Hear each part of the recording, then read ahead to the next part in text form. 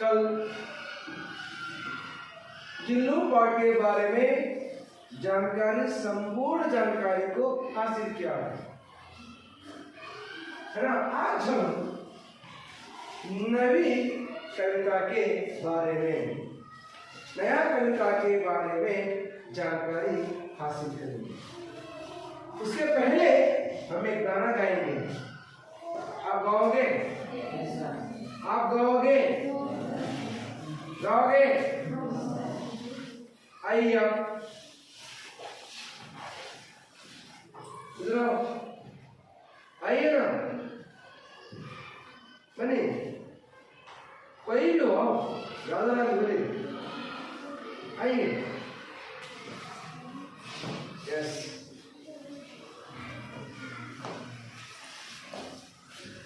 गाइए। कौन सा भी आ सकते हैं, पूजा का हो, कौन सा भी हो, देवी का हो, बोलिए। आप आइए ना, गाना गाकर जाओ। ठीक है, शुरू करो, शुरू करो, मैं बाद में गाऊंगा। गाइए। ये आप आगे बढ़ो, आगे यार,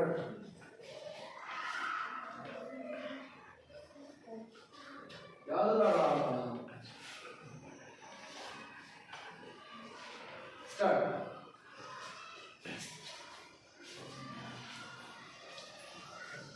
ದಯವಾಗಿ ಓಡ್ತಿದ್ರೆ ಬೇಗ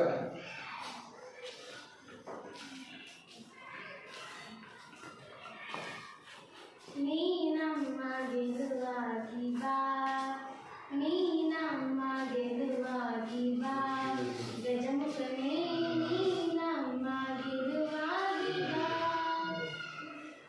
ನಿಧಿಯಾಗಿ ವಿಧಿಯಾಗಿ ಸುದೆ ತುಂಬೋ ಬಲವಾಗಿ, ಇದಾದ ಸಿರಿ ನೀನು ಈ ಬಾಳ ಸಂಜೇನು. ನೀನಮ್ಮ ಗೆಲುವಾಗಿ ಬಾ, ಗಜಮುಖನೇ ನೀನಮ್ಮ ಗೆಲುವಾಗಿ ಬಾ. ಬಾಳಲ್ಲಿ ಒಂದಾಗಿ ಬಾ ನಮ್ಮ ಜೊತೆಯಾಗಿ, ಕ್ಷಣ ಕ್ಷಣವೂ ನಮಗಾಗಿ ನೆರವಾಗು ಬೆಳಕಾಗಿ. ಬಾಳಲ್ಲಿ ಒಂದಾಗಿ ಬಾ ನಮ್ಮ ಜೊತೆಯಾಗಿ, ಕ್ಷಣ ಕ್ಷಣವೂ ನಮಗಾಗಿ ನೆರವಾಗು ಬೆಳಕಾಗಿ. ದಯೆಯಲಿ ನಮ್ಮಲ್ಲಿ ಗತಿ ನೀನೆ ಆದಿಯಲಿ ನೀನಮ್ಮ ಗೆಲುವಾಗಿ ಬಾ, ಗಜಮುಖನೇ ನೀನಮ್ಮ ಗೆಲುವಾಗಿ ಬಾ.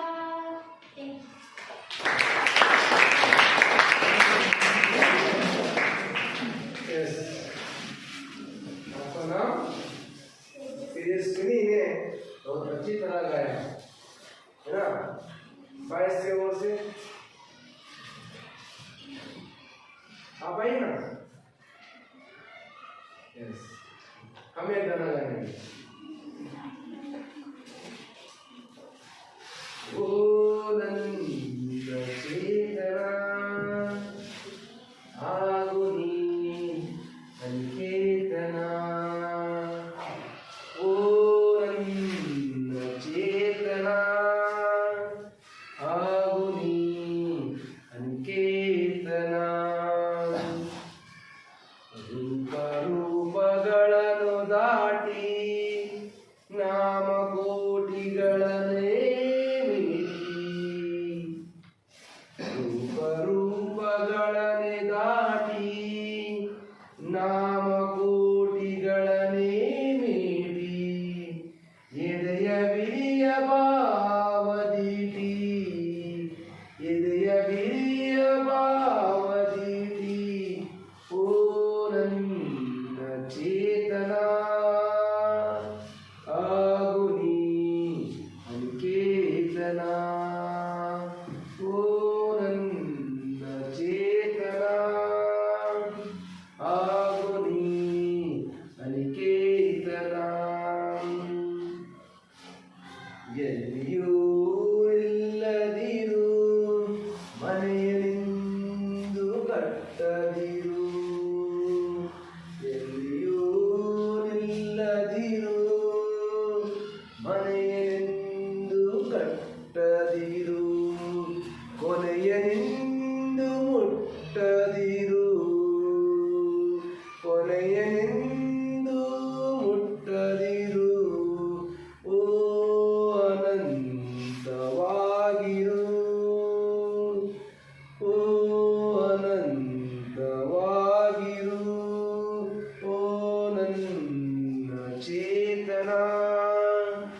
आगुनी अनिकेतना अनंततानंतवागु आगुतिहनि नित्ययोगी अनंतनी अनंतवागु अनंतनी अनंतवागु आगु आगु आगु ओरन्न चेतना आगुनी अनिकेतना ओरन्न चेतना आगुनी अनिकेतना।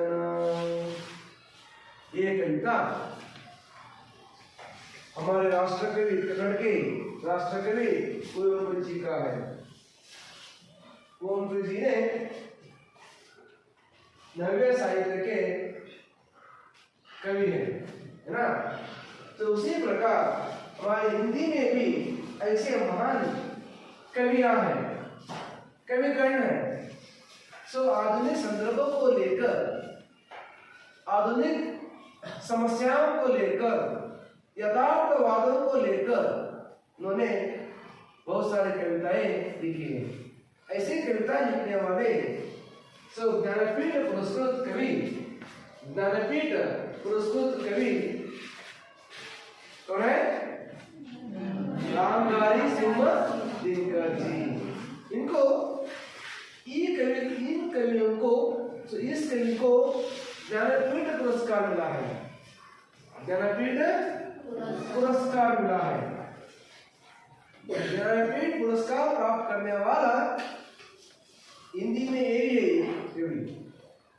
आज हम दिनकर जी के द्वारा रचित, दिनकर जी के द्वारा लिखी एक कविता है अभिनव मानुष। आज कौन सा कविता पढ़ेंगे? अभिनव मानुष।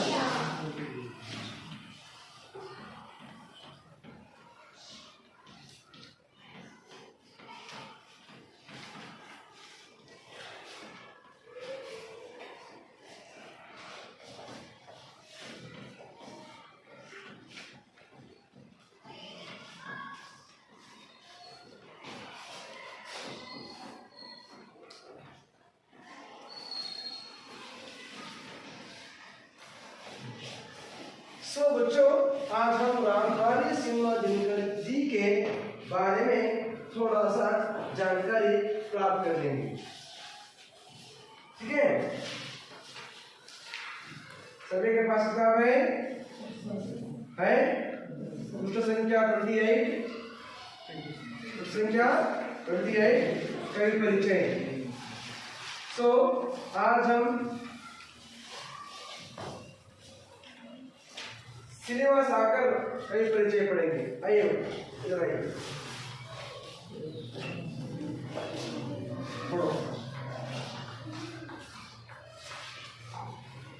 कवि रामधारी सिंह दिनकर जी का जन्म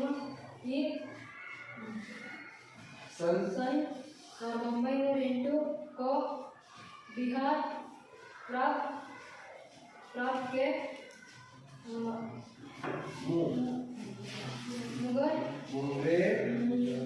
मुंगेर जिले में हुआ। पहले वे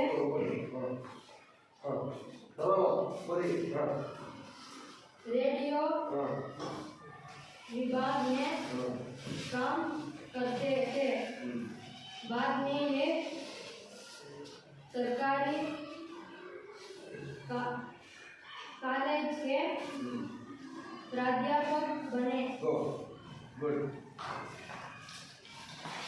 शिल्पा आप आइए।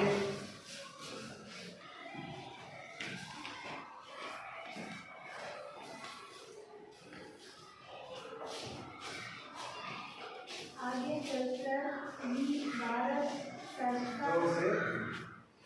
सरकार से हिंदी सलाहकार के पद पर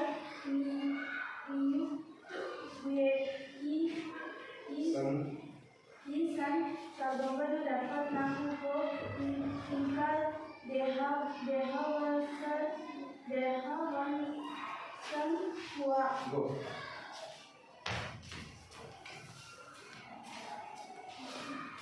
अनुश्री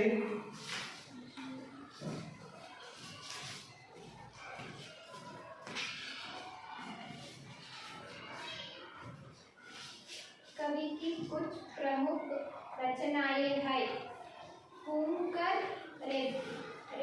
रेणुका, रासवंती, सामदेवी,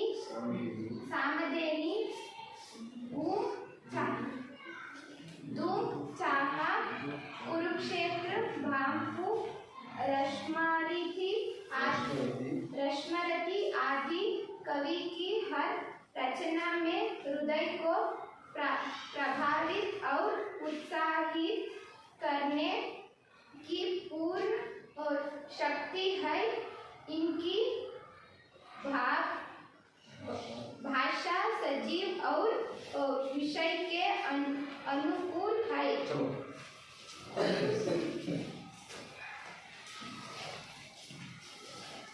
देखिए बच्चों, हर एक कवि का जन्म होता है।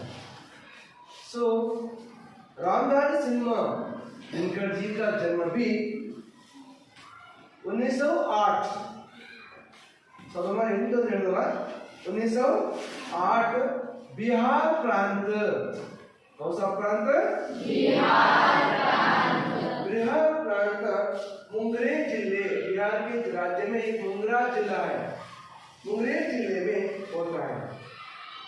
इनका जन्म 1908 बिहार प्रांत में, बिहार राज्य, प्रांत में राज्य के एक मुंगेर जिले में इनका जन्म रामधारी सिन्हा दिनकर जी का जन्म होता है।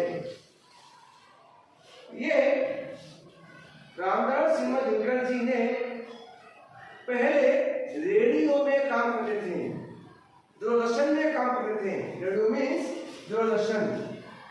दूरदर्शन में काम करते थे। बाद में ये एक सरकारी कॉलेज के प्राध्यापक बने, उपन्यासक बने। एक सरकारी कॉलेज के जो उन्हें प्राध्यापक बनता है, सरकारी अध्यापक नहीं और प्राध्यापक उपन्यासक ना करें, डिग्री कॉलेज को दूसरी होगा। सो उन्हें ये प्राध्यापक बनते हैं। आगे चलकर वे भारत सरकार के हिंदी सलाहकार के पद पर नियुक्त हुए। उसके साथ साथ चलते पढ़ाते उन्होंने क्या किया, हमारे सरकार ने क्या किया, उनके एक सलाहकार के रूप में सलाहकार आयके ಮಾಡ್ಕೊಳ್ತಾರೆ और नियुक्त ಮಾಡ್ಕೊಳ್ತಾರೆ। सलाहकार के रूप में उनको नियुक्त हो जाता है। हमारे सरकार ने, भारत सरकार ने उनके हिंदी सलाहकार के रूप में हिंदी विषयದ ಸಲಹೆಗಾರರಾಗಿ ಇವರನ್ನು ಆಯ್ಕೆ ಮಾಡ್ಕೊಳ್ತಾರೆ। ನೋಡಿ, ಸಲಹೆಗಾರರಾಗೋದು ಸುಲಭ ಅಲ್ಲ, हिंदी सलाहकार के रूप में आगे सुलभ मिला। और भारत सरकार ने इनका चुनाव किया है, नियुक्त किया है।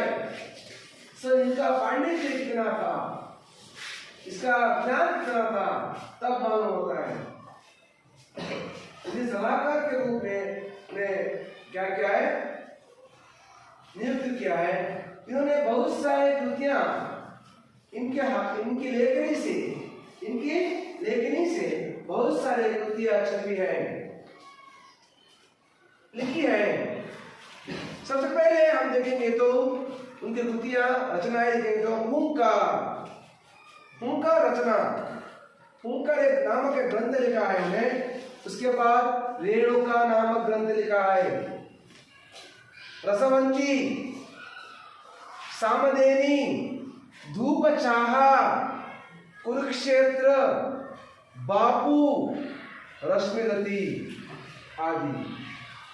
देखिए, हम इनके पहले बताए, हम एक ज्ञानपीठ पुरस्कृत कवि है करके हम बताए। से काव्य लिखा है उन्होंने रश्मिरती।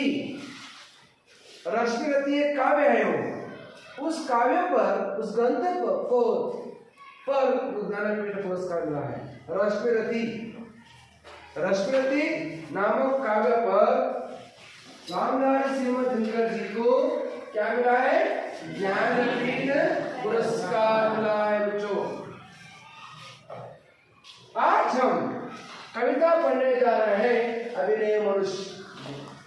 एक कविता है और एक उनका कृति है या रचना है कुरुक्षेत्र।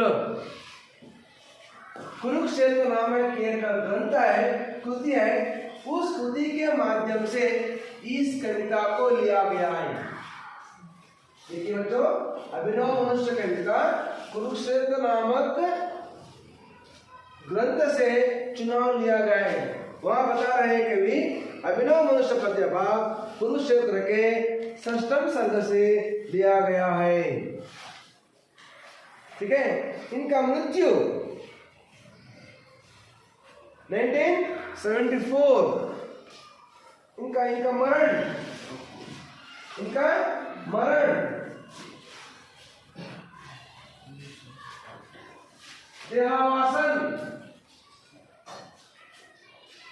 देहावासन इस मरण मृत्यु 1974 को हो जाता है।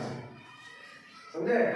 देखिए ऐसे एक कवि है, ये कवि का रचनाएं हम देखेंगे तो कवि की संपूर्ण रचनाएं हम देखेंगे तो उनकी रचनाओं में हृदय को प्रभावित करता है, हर एक हृदय को प्रभावित करता है, हर एक दिलों को अपने तरफ खींच लेता है और हमारे मन में उत्साह बढ़ाता है, हमारे हृदय को उत्साह बढ़ाते, प्रेरणा देते हैं। इन कविताओं को पढ़ेंगे तो, इन काव्यों को पढ़ेंगे तो, किसी ग्रंथों को पढ़ेंगे तो हमें क्या होता है? प्रोत्साहन मिलता है, उत्साह मिलता है और हृदय को प्रभावित करता है। और भी पढ़ना है इन किताबें और भी पढ़ना है, इन ग्रंथों को और भी विश्लेषण करना है। जैसे मन में अनेक प्रकार का विश्लेषण करने की प्रवृत्तियां बढ़ जाती हैं। इसलिए बच्चों, इनकी भाषा भी सजीव है और सरल है। भाषा का प्रयोग करता है सो सरल भाषा का प्रयोग करता है, सभी को मालूम होना चाहिए भाषा। ऐसी भाषाओं को प्रयोग करने वाले कवि है तो रामधारी सिंह दिनकर। तो बच्चों आइए अब हम एक बार इस कविता को पढ़ेंगे। ठीक है, ऐसा बोलोगे? ठीक है, पढ़ो। आज की दुनिया विचित्र नवीन,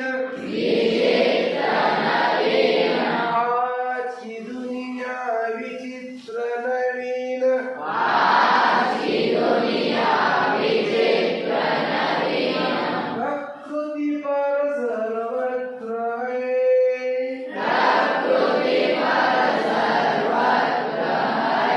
विजयी पुरुष आसीन।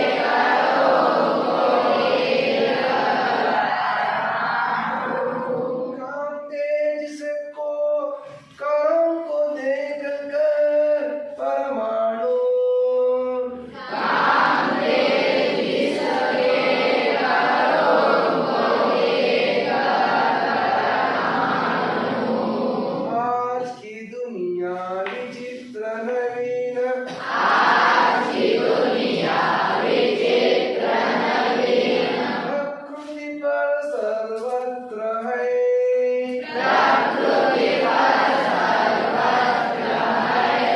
विजयी पुरुष आसीन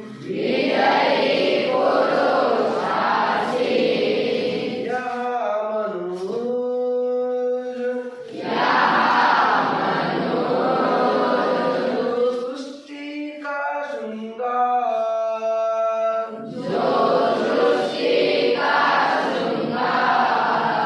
ज्ञान का विज्ञान का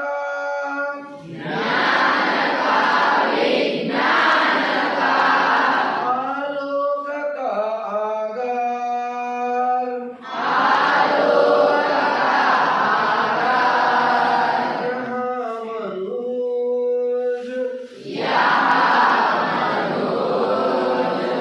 जो सृष्टि का श्रृंगार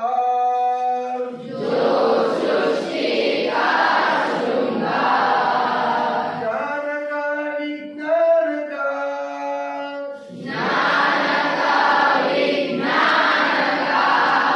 आलोक का आगार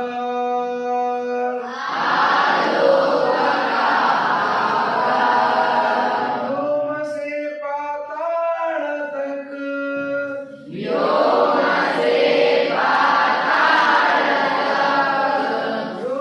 से पाताल तक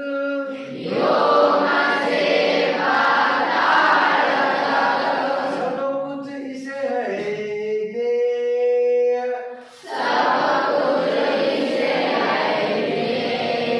सब कुछ इसे है ज्ञेय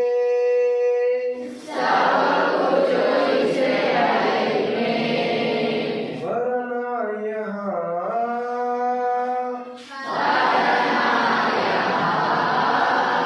वरना यहाँ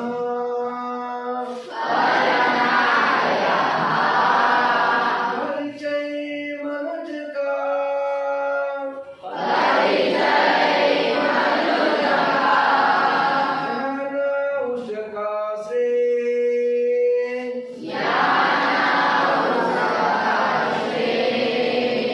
आज की दुनिया विचित्र नवीन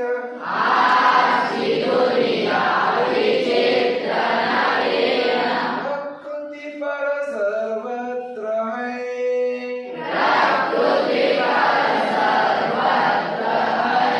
विजयी पुरुष आसीन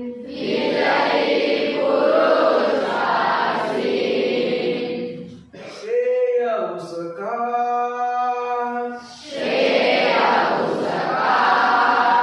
बुद्धि पर चैतन्य और की जीत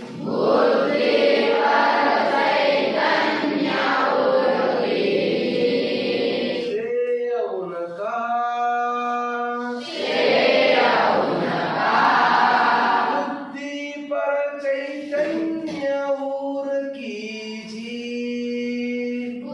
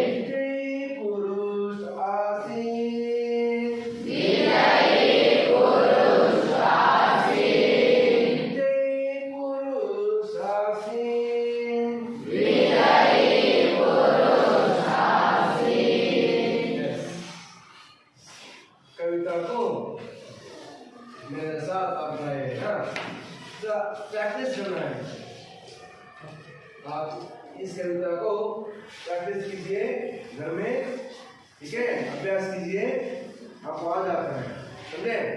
यस। देखिए बच्चों, आज हम इस कविता के सारांश को जानेंगे। इस कविता का सारांश कवि बहुत अच्छी तरह हमें समझा रहे हैं। पहला पंक्ति में कहा है आज की दुनिया। आज कौन सा युग है? तो यहाँ अभिनव मनुष्य ना, तो अभिनव मनुष्य आता है। आधुनिक क्या है? आधुनिक मानव। तो आधुनिक मानव के बारे में हमें आज हम जानकारी प्राप्त हुई। तो आज अभिनव का अर्थ होता है, अर्थ है आधुनिक वैज्ञानिक युग। वैज्ञानिक युग है, आधुनिक युग है अभिनव का। सो अभिनव का मानव है आज। ये मानव के प्रकार विचित्र है और नया भी है, अजीब है। अजीब, विचित्र में अजीब है ना, अजीब बन गया है, विचित्र है, नया है, नवीन है। सो बच्चों, क्यों नवीन है ये, क्यों विचित्र है? आज के मानव, आधुनिक मानव सो क्यों विचित्र बना है, क्यों नया बन गया है, क्यों नवीन बन गया है? क्योंकि ये मनुष्य विचित्र क्यों है, क्योंकि वो प्रकृति के हर तत्वों पर सर्वत्र है। प्रकृति के हर तत्वों पर, सर्वत्रों पर विराजमान बने आज। देखिए ना, प्रकृति पर, हमारे प्रकृति के सर्वत्र है। सर्वत्र मीन्स तत्व, सर्वत्र मीन्स तत्व। सो तत्व कौन सा है? प्रकृति के तत्व कौन सा है?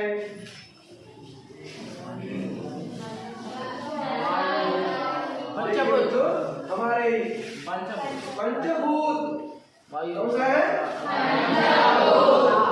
कौन सा है पंचभूत?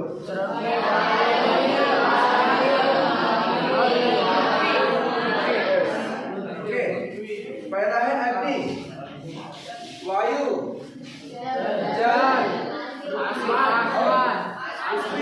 और आसमान। इन 5 तत्वों से हमारे प्रकृति बनी है। यस, ये हर तत्व है। ये मनुष्य इन तत्वों पर जीत कर, सवार कर, उन तत्वों पर सवार कर जीत लिया है। अग्नि को जीत लिया है, वायु को जीत लिया है, और पानी को जीत लिया है, पृथ्वी को जीत लिया है, गगन में आसमान को भी जीत लिया है। देखिए बच्चों, आपको वहां बता रहे हैं प्रकृति पर विजयी पुरुष आसीन। पुरुष मीन्स मानव। क्या क्या है? विजयी क्या है? जीत रहा है। क्या जीत? उस पर जीत कर ऐसे बैठ गया है, आसीन बन गया है, बैठ चुका है। सिंहासन पर जैसे बैठता है वैसे बैठ गया है। किस पर? प्रकृति के तत्वों पर। प्रकृति के तत्व है वही, अर्थात प्रकृति तत्व अग्नि, वायु, जल, पृथ्वी, आसमान को नियंत्रण में रख लिया है। नियंत्रण में रखकर उस पर विजय प्राप्त कर क्या कर रहा है? एक समान लांग रहा है, एक समान लांग रहा है। देखिए मनुष्य कितना विचित्र है, पूरे प्रकृति के तत्वों को अपने हाथ में ही रख दिया है। यहाँ आगे बता रहा है, बंदे नर के करों में।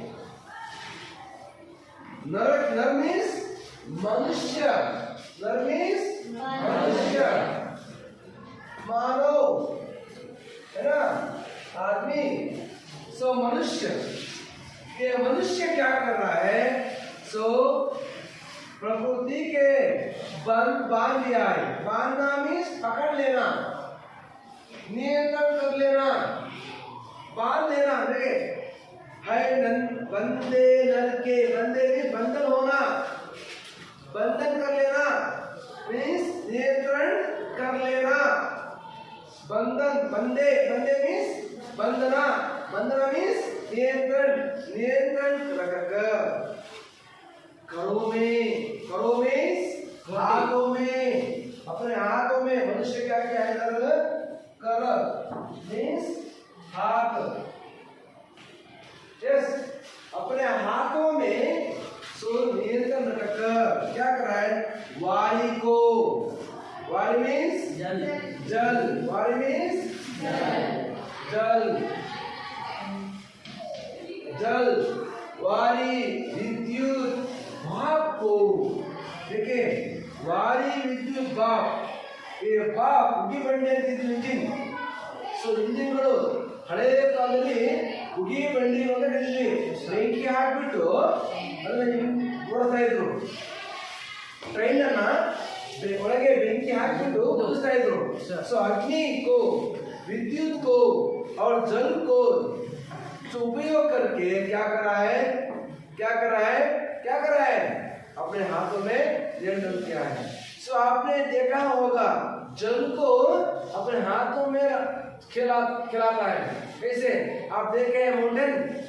सो जनगण मन अधिनायक डांस कराता है, वंदे वंद आसे, जैसे पानी को नचाता है, जल को नचाता है। आप लोग कैरस गए, आप देख सकते हैं, है ना? वहाँ माउंटेन है ना, कारंजी है, वो देखते हैं आप क्या करते हैं? पानी को ही नचाता है ना? है ना? आपको आज देख रहे हैं आज मनुष्य सो क्या गगन में जा रहा है ना?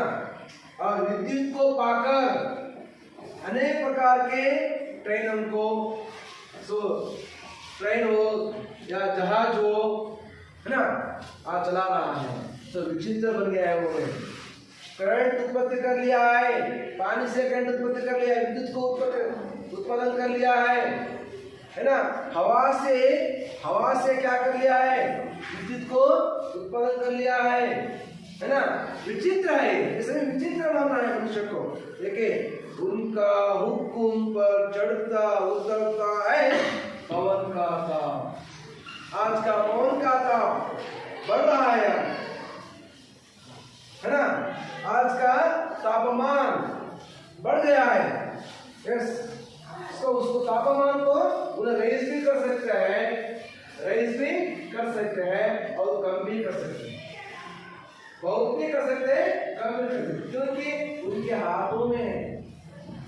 तो हमें घर में पंखा लगाएंगे, पंखा यानी एसी लगा देंगे। भीतर पर एक एसी है, हम एसी डालेंगे तो अपना हाथों से क्या करेंगे? ज्यादा चाहेंगे तो ज्यादा रख लेंगे, कम में चाहे तो कम में रख लेंगे। इस एसी का उदाहरण लीजिए। पंखा चाहिए तो फैन, पंखा मीन्स फैन घूमना है, उनसे हवा आना है तो क्या करेंगे? उसका हाथों में जितना चाहिए हम क्या करेंगे? उसको रिमोट के स्टिक को क्या करेंगे?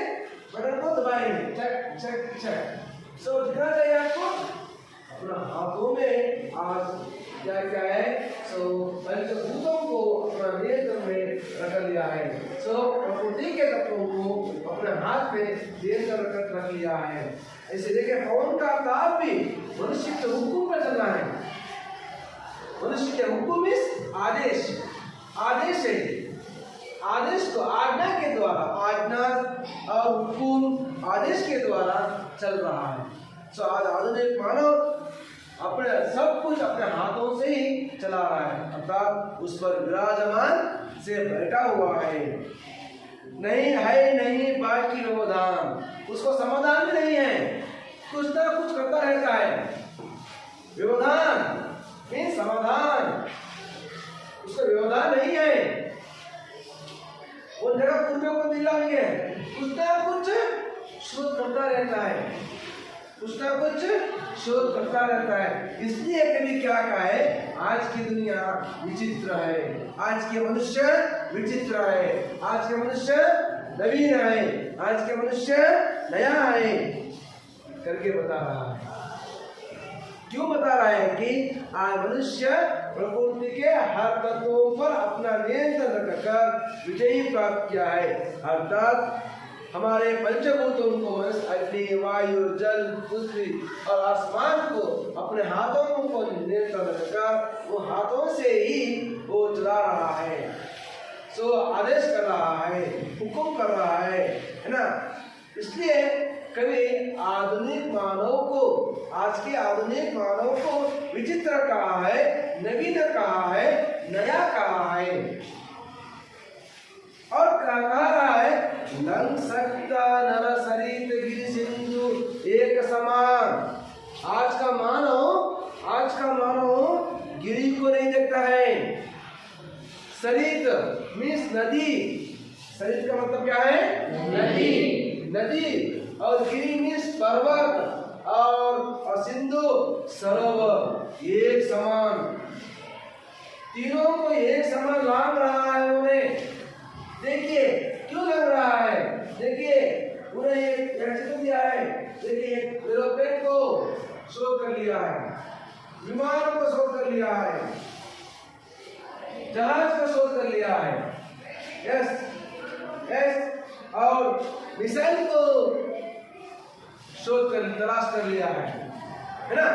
सो ये विषय जो जो जो तकनीकें हैं, जो तकनीकी तंत्रज्ञानों को अपनाया है, जो तकनीकों को अपनाकर आज गिरी समुद्र से ऊपर नदी और नदी से ऊपर क्या है, पर्वत है, पर्वत पर क्या जा रहा है, एक समान जा रहा है, उसको लाद रहा है। ಒಂದೇ ಸರಿ ಮುಂದೆ ಇರುವಂತ ಕೌಶಲ್ಯವನ್ನ ಬೆಳೆಸುವಂತ। ಹಾಗಾಗಿ ಕವಿ ಏನಂದ್ರೆ ಇವರು ವಿಚಿತ್ರ ಮನುಷ್ಯ, ನವೀನ ಮನುಷ್ಯ ಅಂತ ಹೇಳ್ತಾರೆ। ನದಿನೂ ಕೂಡ ಬೀಳಲ್ಲ, ಗಿರಿನೂ ಕೂಡ ಬೀಳಲ್ಲ, ಸಮುದ್ರನೂ ಕೂಡ ಬೀಳಲ್ಲ। ಹಾಗಾಗಿ ಆ ಮನುಷ್ಯನನ್ನ ಆಧುನಿಕ ಮನುಷ್ಯ ಬಹಳ ವಿಚಿತ್ರವಾದ ಮನುಷ್ಯ, ನವೀನ ಮನುಷ್ಯ ಅನ್ನುವ ಅರ್ಥದಲ್ಲಿ ಕವಿ ಹೇಳ್ತಿರೋದು।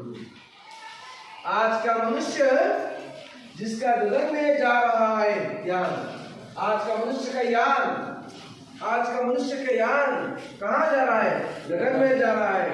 सो पृथ्वी को शोध कर लिया और अब मैं आसमान पर जाऊं, वहां क्या क्या चल रहा है, गगन में क्या क्या चल रहा है, उसको तलाश करने के लिए मनुष्य जा रहा है।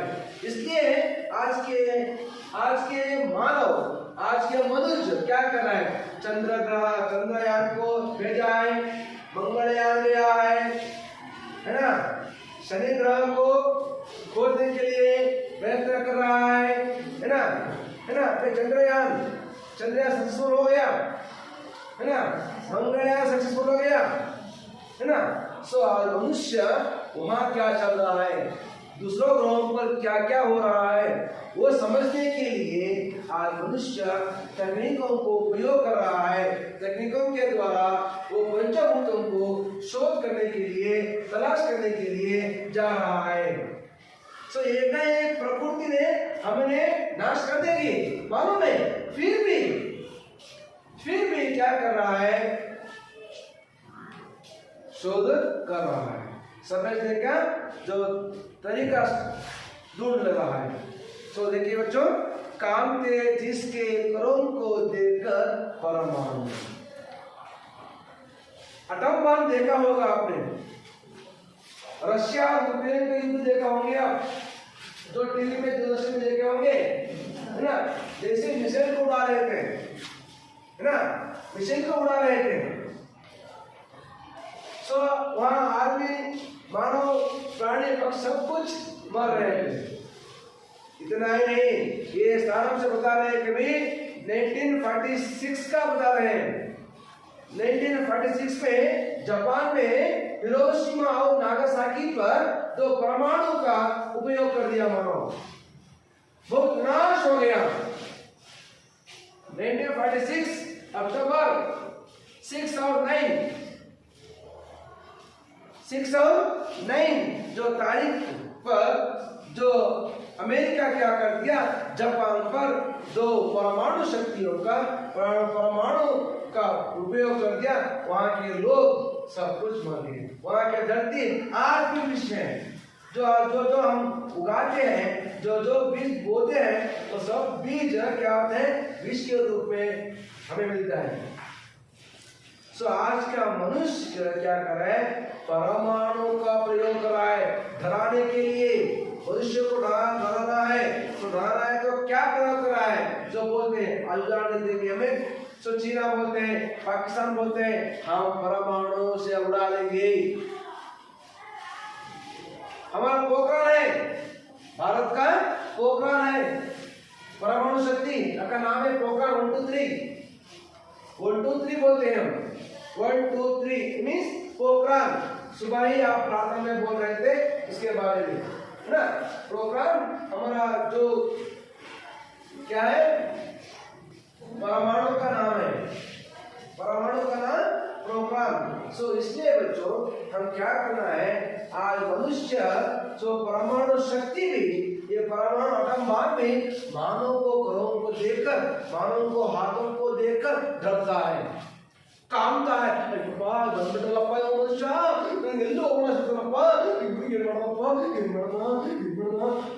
सो बाण में डरने को लगा है मनुष्य को देखकर।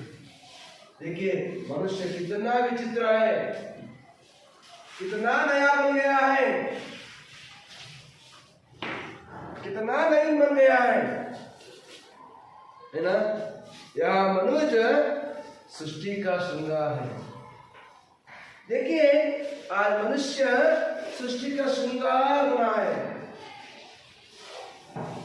आज का मानव सृष्टि का श्रृंगार, सृष्टि में प्रकृति का श्रृंगार बन गया है। प्रकृति को सजाने के लिए तैयार हो गए हैं लाइटिंग के द्वारा, सीरियल के द्वारा, है ना। लाइटिंग को जलाते हैं और पटाखा को उड़ाते हैं। पटाखा में पटाखी, कन्नड़ में पटाखी बोलते हैं, हिंदी में पटाखा बोलते हैं। पटाखा को उड़ाते हैं, है ना। और अब ये कमर आ जाता है, क्रिसमस कमर आ जाता है, तब भी बलबली को सजाते हैं, ट्री बनाकर सजाते हैं। देखिए आज मनुष्य सजाने की प्रवृत्ति, श्रृंगार करने की प्रवृत्ति बन गया है। क्यों बन गया है, इसका ज्ञान से। आधुनिक मानव बहुत ज्ञानी बन गया है। कौन सा ज्ञान प्राप्त किया है, विशेष ज्ञान को प्राप्त किया है। वही विशेष ज्ञान विज्ञान को प्राप्त किया है। विज्ञान के जरिए, टेक्नोलॉजी के जरिए, तकनीक के जरिए आज सब कुछ उन्होंने सृष्टि को श्रृंगार बना रहा है, प्रकाशमान बना रहा है ना। देखिए क्या आलोक, आलोक का आधार, आलोक में प्रकाश, आलोक में प्रकाश, प्रकाश बना रहा है। अब क्यों ज्ञान से और विशेष ज्ञान विज्ञान से प्रकृति को श्रृंगार करने के लिए वो अनेक प्रकार के तैयारियां कर रहे हैं, उसमें प्रकाशमान भी कर दिया है। प्रकृति को प्रकाशमान उजियार कर रहा है, उजियार। व्योम से पाताल तक सब कुछ है इसे। मानव को व्योम से, व्योम मीन्स आसमान से, आसमान से, गगन से पाताल तक, पाताल तक। क्या पाताल में क्या हो रहा है, आकाश में आज क्या हो रहा है, सब कुछ जानकारी है, श्रेय है, सब ज्ञेय है, सब कुछ जानकारी ಎಲ್ಲ ಗೊತ್ತಿದೆ। ಭೂಮಂಡಲದಲ್ಲಿ ಏನು ಮಾಡ್ತಾ ಇದೆ, ಒಳಗಡೆ ಭೂಗರ್ಭದಲ್ಲಿ ಏನು ನಡೀತಾ ಇದೆ, ಆಕಾಶದಲ್ಲಿ ಏನು ನಡೀತಿದೆ। हम देखते देवलोक है ना, सर्पलोक, व्योम देवलोक कहते हैं, को सर्प का लोक को पाताल। ಸರ್ಪಗಳು ಎಲ್ಲಿ ವಾಸವಾಗಿರೋ ತಾಣ ಯಾವುದಪ್ಪ ಅಂತಂದ್ರೆ ನಾಗಲೋಕ ಎಲ್ಲಿದೆಯಪ್ಪ ಅಂತಂದ್ರೆ ಪಾತಾಳದಲ್ಲಿದೆ ನಾಗಲೋಕ। ದೇವಲೋಕ ಅಂದ್ರೆ ಸ್ವರ್ಗಲೋಕ, ಮೇಲೆ ಆಕಾಶದಲ್ಲಿದೆ। ನಡೆಯುವ ನಾವುಗಳು ಕೈ ಮುಗಿಯೋರಷ್ಟೇ ಅಲ್ವಾ? ಹಾಗಾಗಿ ಮಕ್ಕಳ ಮನುಷ್ಯನಿಗೆ ಇಂಥದ್ದು ಗೊತ್ತಿಲ್ಲ ಅಂತಿಲ್ಲ, ಮನುಷ್ಯನಿಗೆ ಇಂಥದ್ದು ಗೊತ್ತಿಲ್ಲ ಅಂತಿಲ್ಲ. ನಾಗಲೋಕನೂ ಗೊತ್ತು, ದೇವಲೋಕನೂ ಗೊತ್ತು, ದೇವಲೋಕನೂ ಗೊತ್ತು ಅವನಿಗೆ ಗೊತ್ತು. ಹಾಗಾಗಿ ನಾವು ತಂತ್ರಜ್ಞಾನವಾಗಿ ಮುಂದುವರಿತಾ ಇದ್ದೀವಿ ಮಕ್ಕಳ. ನಾವು ಏನ್ ಮಾಡಬೇಕು? ಅದೇ ರೀತಿ ಡೆವಲಪ್ ಆಗ್ತಾ ಹೋಗ್ಬೇಕಾಗಿದೆ. हमें टेक्निक के जरिए आगे बढ़ना चाहिए। सब कुछ मानव को मालूम है, कंप्यूटर मालूम है ना, इंटरनेट मालूम है, आज इंटरनेट के जरिए सब कुछ जानकारी प्राप्त कर रहा है। इसलिए बच्चों मानव को योग से पाताल तक सब कुछ जानकारी इतना ही नहीं, पर ಆದರೆ ನಾ यहाँ ಪರಿಚಯ ಮನುಷ್ಯ का, ಆದರೆ ಮನುಷ್ಯನ ಪರಿಚಯ ಗೊತ್ತಿಲ್ಲ, मानव के बारे में कुछ जानकारी भी नहीं है उसके पास। इतना सारे जानकारी है उसके पास, घमंड बना है, मैं इंजीनियर हूं, मैं सॉफ्टवेयर है, मैं डॉक्टर हूं, मैं संशोधक हूं, इसे घमंड की बात करता है। सो सहाय करने की, मानवीयता गुणों की दर्शाने की कोई उसके पास नहीं, खजाना नहीं है। सो बच्चों देखिए बता रहा है कभी परिचय या परिचय मनुष्य का या ना उसका श्रेय। सो ಅವನು ಈ ಮನುಷ್ಯನ ಕಲ್ಯಾಣ ಮಾಡ್ತಿಲ್ಲ, ಮನುಷ್ಯನ ಬಗ್ಗೆ ಯೋಚನೆ ಮಾಡಲ್ಲ, ಬರೇ ಪ್ರಕೃತಿಯ ಬಗ್ಗೆನೇ ಅದು ಸಾಧನೆ ಮಾಡಬೇಕು, ಇದೇ ಸಾಧನೆ ಮಾಡಬೇಕು, ಅದನ್ನು ಕಂಟ್ರೋಲ್ ಮಾಡಬೇಕು, ಇದನ್ನೆಲ್ಲ ನನ್ನ ಹೇಳೋಕೆ ಕೇಳಬೇಕು, ಇದೇ ಇದ್ರೆ ಮಾನವರನ್ನ ಪ್ರೀತಿಸುವಂತ ಗುಣನೇ ಇರಲಿಲ್ಲ, ಮಾನವೀಯತೆ ಮೌಲ್ಯಗಳನ್ನು ಗೊತ್ತಿಲ್ಲ, ಇನ್ನೊಬ್ಬರನ್ನ ನಾನು ಉದ್ಧಾರ ಮಾಡಬೇಕು ಅನ್ನೋದು ಗೊತ್ತೇ ಇಲ್ಲ, ನಾನು ತಿಳಿದಿರೋ ವಿಚಾರವನ್ನ ಇನ್ನೊಬ್ಬರಿಗೆ ಹೇಳಬೇಕು ಅನ್ನೋದೇ ಗೊತ್ತಿಲ್ಲ ಅವನಿಗೆ. ಹಾಗೆ ಮನುಷ್ಯ ಯಾಕೆ ಇರ್ಬೇಕು? ಇಷ್ಟೆಲ್ಲ ಸಾಧನೆ ಮಾಡಿದ್ದಾನೆ, ಇಷ್ಟೆಲ್ಲ ಸಾಧನೆ ಮಾಡುವಂತ ಮನುಷ್ಯ ಈ ಭೂಮಿಯಲ್ಲಿ ಯಾಕಿರ್ಬೇಕು? ಇನ್ನೊಬ್ಬರಿಗೆ ತಿಳಿಸೋ ಗುಣ ಇಲ್ಲ, ಇನ್ನೊಂದು ವಾತ್ಸಲ್ಯ ಮನೋಭಾವ ಇಲ್ಲ, ಸಹಕರಿಸೋ ಗುಣ ಇಲ್ಲ, ಸೋದರತೆಯ ಮನೋಭಾವ ಇಲ್ಲ, ಹೊಂದಾಣಿಕೆ ಮನೋಭಾವ ಇಲ್ಲ. ಹಾಗಾದ್ರೆ ಮನುಷ್ಯ ಯಾಕೆ ನಿಲ್ಲಬೇಕು? ಪ್ರಾಣಿ ಅಂತ ಬರಬೇಕಾಯ್ತಲ್ವಾ? ಪ್ರಾಣಿ ಹೇಳ್ಬೇಕೋ ಕಾಡಲ್ಲಿ ಓಡಾಡುತ್ತೆ, ಆದರೆ ಮನುಷ್ಯ ಸಂಘಜೀವಿ, ಸಂಗಡಿಗ ಅವನು. ಆ ಸಂಗಡಿಗ ಆದವನು ಏನಾಗಬೇಕು? ನನ್ನ ವಿಚಾರಗಳನ್ನ ಬೇರೆಯವರಿಗೆ ಹಂಚಬೇಕಾದವನು ಅದನ್ನೇ ಹಂಚದೆ ದುರಂಕಾರಿಯಾಗಿ ವರ್ತಿಸ್ತೇನೆ ಅವನು. ಯಾಕೆಂದ್ರೆ ನಾನು ಸಾಧಕ ಅನ್ನೋ ರೀತಿಯಲ್ಲಿ ವರ್ತಿಸ್ತೇನೆ. ऐसे नहीं करना बच्चों, हम साधक नहीं है, हमारा साधना को दूसरों को क्या करना है? दूसरों को हमारा ज्ञान को दूसरों को परोसना चाहिए, ಉಣಪಡಿಸಬೇಕು ಬೇರೆಗೆ. ನಮ್ಮ ಜ್ಞಾನವನ್ನು ಇನ್ನೊಬ್ಬರಿಗೆ ಉಣಪಡಿಸಿದಾಗಲೇ ನಾವು ಜ್ಞಾನಿಗಳಾಗ ಸಾಧ್ಯ. ನಾವು ಸಾಧಕರು, ನಮ್ಮ अपार खनिज संपन्न है, धन है, धन लेकर क्या करेंगे? उस धन को गरीबों के कल्याण के लिए जो व्यय करेंगे तो उसका उद्धार हो जाएगा। वही नहीं करता है आज का मनुष्य। हमें चाहिए ಎಲ್ಲ ನನಗೆ ಬೇಕು ತಗೊಂಡು ಏನ್ ಮಾಡ್ತೀಯಾ? ಇಷ್ಟೆಲ್ಲ ಹಣ ಇದೆ, ಏನ್ ಮಾಡ್ತೀಯಾ? ಸತ್ತೋಗ್ತೀಯಾ? ಹಣ ಎಲ್ಲ ಹೋಗುತ್ತೆ. ಇದೇ ಹಣವನ್ನ ಬೇರೆ ವಿನಿಯೋಗ ಮಾಡು, ಬಡವರ ಕಲ್ಯಾಣಕ್ಕಾಗಿ ಬಳಸು, ಇನ್ನೊಂದಿಗೆ ಸಹಾಯ ಮಾಡು. ಅವಾಗ ನಿನ್ನ ಒಳ್ಳೆ ವ್ಯಕ್ತಿಯನ್ನಾಗಿ, ಒಳ್ಳೆ ಮನುಷ್ಯ ಅಂತ ಹೇಳ್ತಾರೆ. ಅವಾಗ ನೀನು ಮನುಷ್ಯನಾಗಿ ಹುಟ್ಟೋದಕ್ಕೆ ಸಾರ್ಥಕ ಆಗುತ್ತೆ ಅನ್ನೋದ್ರಲ್ಲಿ ಕೈ ಹಿಡಿದು.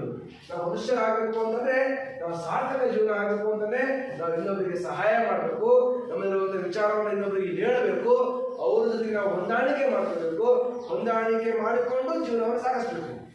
ನಾವು ಸಮಾಜ ಬದುಕುವಂತರು ಸಂಘಜೀವಿ. ಮನುಷ್ಯ ಒಬ್ಬ ಸಂಘಜೀವಿ ಅಂತ ಹೇಳಿದ್ರೆ ಮಾನವ ಜೀವಿ ಅಲ್ವಾ, ಅವನು ಬುದ್ಧಿಜೀವಿ ಅಲ್ವಾ. ಆ ಬುದ್ಧಿರೋ ಜೀವಿ ಹೇಗಿರ್ಬೇಕು? ಇನ್ನು ಕರುಣೆ ತೋರಿಸ್ಬೇಕು, ಪ್ರೀತಿಸೋ ತೋರಿಸ್ಬೇಕು, ವಾಸನೆ ತೋರಿಸ್ಬೇಕು, ಹೇಗೆ ನಾವು ಬೆಳೆಸಬೇಕು, ಅವೆಲ್ಲ ಗುಣಗಳನ್ನು ನಾವು ಬೆಳೆಸಬೇಕು. ಆದರೆ ಆಧುನಿಕ ಮಾನವ ಅದರ ಕಡೆ ಗಮನ ಕೊಡ್ತಿಲ್ಲ. ಯಾವುದ್ರ ಕಡೆ ಹೆಚ್ಚು ಗಮನ ಕೊಡಬೇಕು? ಅವನು ಪ್ರಕೃತಿ ಕಂಟ್ರೋಲ್ ಇಟ್ಕೋಬೇಕು.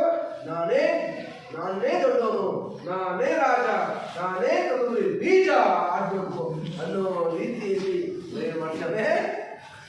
ಏನ್ ಮಾಡಿದ್ರೆ ಬೆಳೆಯಕ್ಕೆ ಹೋಗ್ತಾರೆ, ಅವ್ರ ವಿನಾಶಕ್ಕೆ ಅವನೇ ಕಾರಣ ಆಗ್ತಾನೆ. ಎಷ್ಟು ಶಾಂತ ಮಾಡ್ತಾನೆ. ಪ್ರಕೃತಿ ವಿಕೋಪ ಆಯ್ತು ಅಂದ್ರೆ, ಪ್ರಕೃತಿ ಮನಸ್ಸು ಬಂತು ಅಂದ್ರೆ ಇವನು ಕೊಚ್ಕೊಂಡು ಹೋಗುತ್ತೆ. ಎಸ್, ಪ್ರಕೃತಿ ಮಳೆ ಜಲ ಇದೆ, ಪಾನಿ ಅಪಾಸವಾಗಿ ಬಂತು ಅಂದ್ರೆ ಇವನು ಕೊಚ್ಕೊಂಡೇ ಹೋಗ್ಬಿಡುತ್ತೆ. ಇವನೇನ್ ಮಾಡ್ತಾನೆ, ಕಲ್ತಾನೆ. ಹಾಗಾಗಿ ಪ್ರಕೃತಿಯ ಮುಂದೆ ನಾವು ಯಾರು ದೊಡ್ಡವಲ್ಲ, ನಾವು ಸಣ್ಣವರು. ಹಾಗಾಗಿ ಮಕ್ಕಳ ನಾವು ಅದಕ್ಕೆ ಮರಗಳನ್ನು ಹೆಚ್ಚು ಬೆಳೆಸಿ ಅಂತ ಹೇಳ್ತೀವಿ.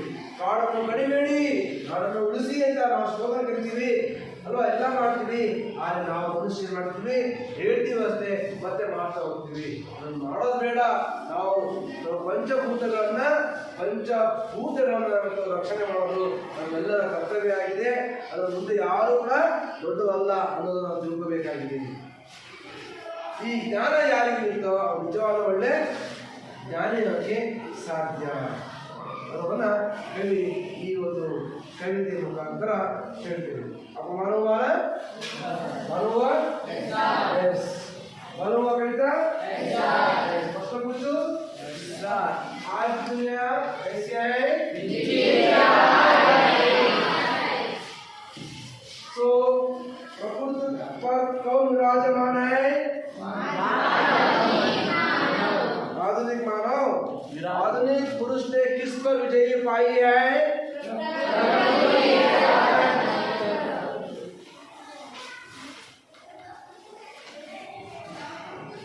आज का मनुष्य का यान कहाँ जा रहा है?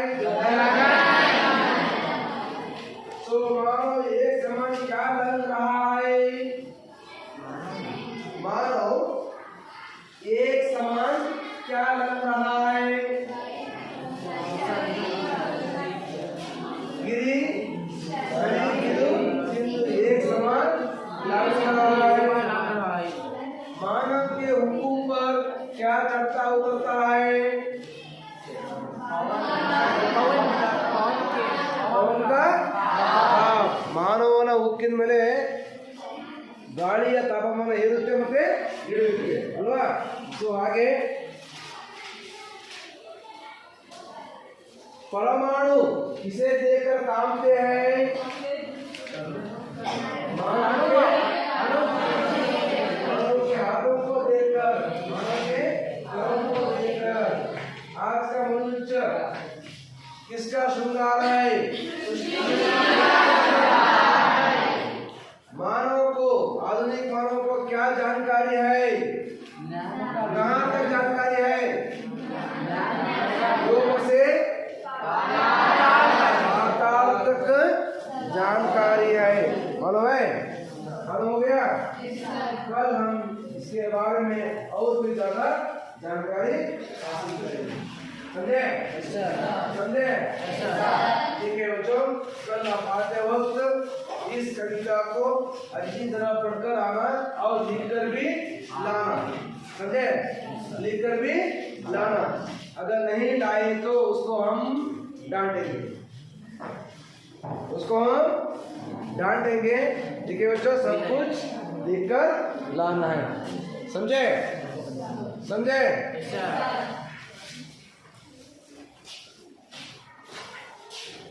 धन्यवाद। धन्यवाद।